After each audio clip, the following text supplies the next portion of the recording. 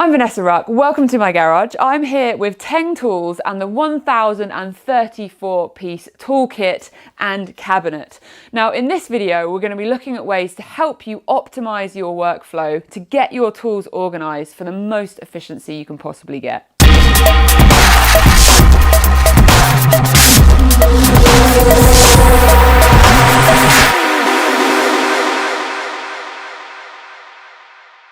So in front of me, you can see that there are 71 different trays. Now this is a complete toolkit. It has a huge array of specialty tools and a lot of the kit that you're going to be needing for your workflows.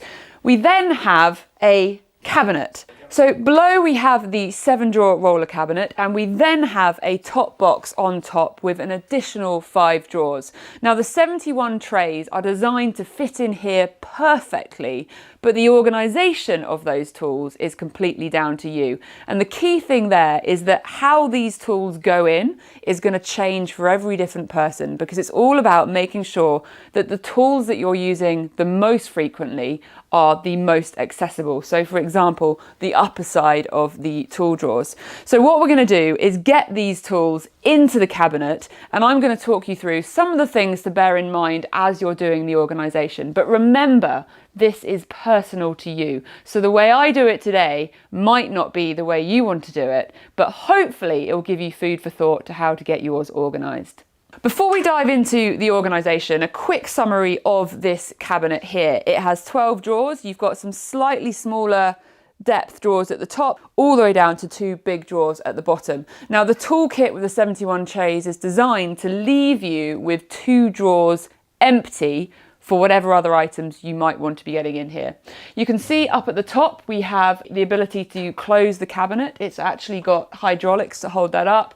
We've got the lovely aggressive Teng Tools logo, and all of the drawers are lockable and lovely and smooth to open and close.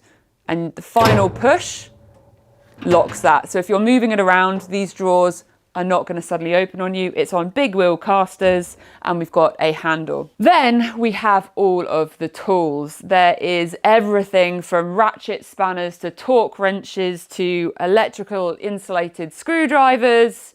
There's a lot of kit in here. And that is where the organization of the kit is going to be really important. So let's start to think about some of the things that are going to help us organize these tools. First thing I'm going to think about is imperial and metric. Now Teng have a couple of quick tricks to help you recognize the difference, and that is the plastic tray. So right here next to me I can see a black plastic tray versus the grey. That is a straight sign that they're imperial, which means it seems logical to put the imperial together potentially. But it's also going to depend what sort of jobs you're doing. If you're going to be doing jobs that need a few specific tools to do that job, you might want to think about putting them together. And you also want to then think about the obvious, which is like for like. So spanners with spanners and sockets with socket wrenches.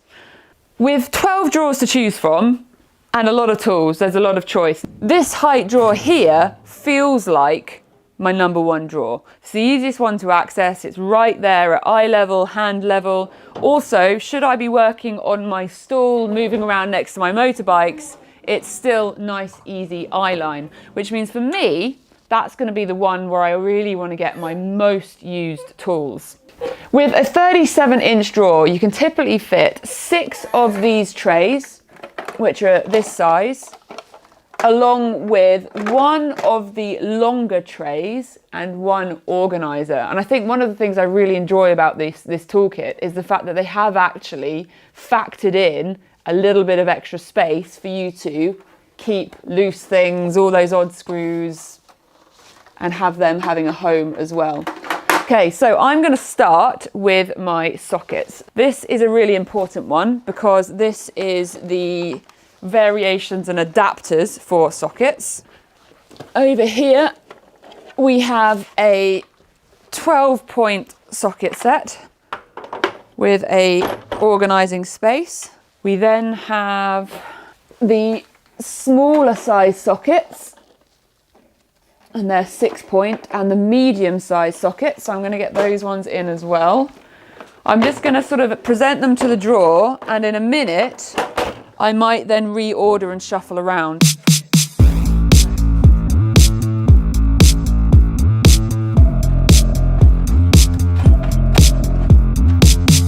Right, top drawer is complete. Next up, I'm going to load screwdrivers.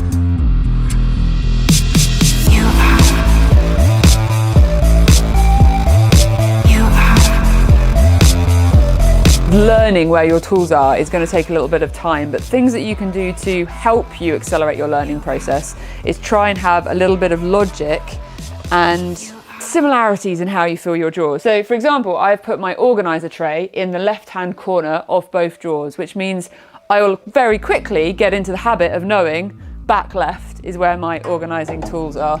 Okay, next up, let's go for pliers.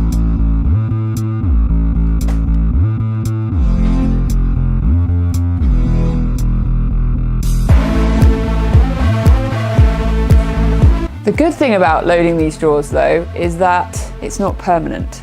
You can put them in, start working, see how it feels, and shift things around, constantly adapting and improving your layout for your working style.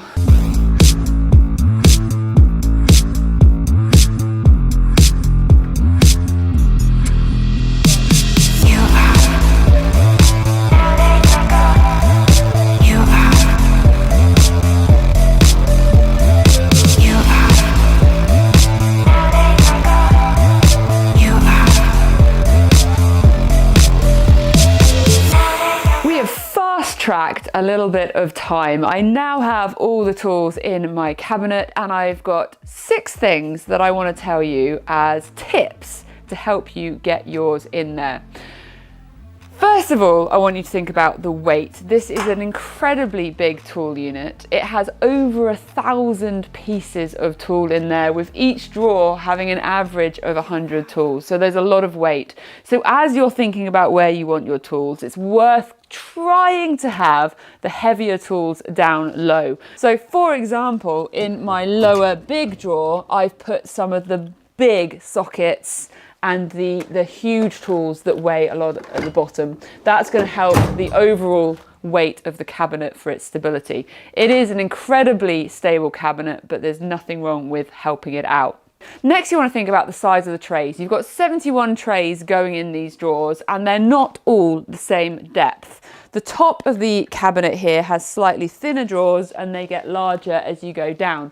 Now, the sockets I just showed you as an example wouldn't fit up here in this top drawer. So you want to think about the depth of those trays and making sure they're in the right drawers to make sure that they close. Now, the tolerance of this is beautiful. It's the Teng finish you would expect, but quite logically, if you put something in this drawer and it feels like it fits, but you haven't yet put weight into the drawer above, you've just got to make sure that the tolerances are all correct. So a good couple of mil spare on the size of the drawer is recommended.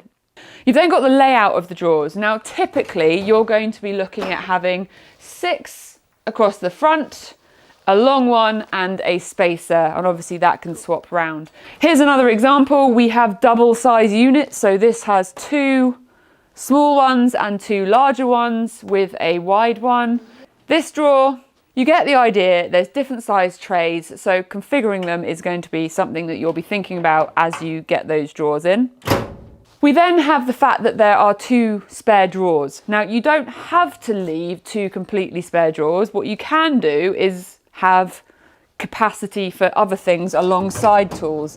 For example, here, mid drawer, I've decided to have some tools and leave a space. That kind of links quite nicely to the fact that up top you've got a big space. This is quite a deep drawer as well, and of course this lid does close down, enable you to keep those secure and prevent, you know, dust and stuff getting on them at night, and that then locks. I've opted not to put any of my tool trays in here, to have that as more of a working space for tools that I'm kind of in use of, or any parts that are coming off a vehicle. I can put them in here in some of the Teng Tidy trays. So for an example, I've got a magnetic Teng Tidy tray there. Depending on the type of work that you're doing, you might be on your feet, you might be moving around a vehicle, you might have a stool that you're working on, and you might be a short person or a tall person. So factoring that in as to what height drawer you put your key most used tools is going to be an important one. Now, the most important thing to remember with this toolkit is it is incredibly flexible.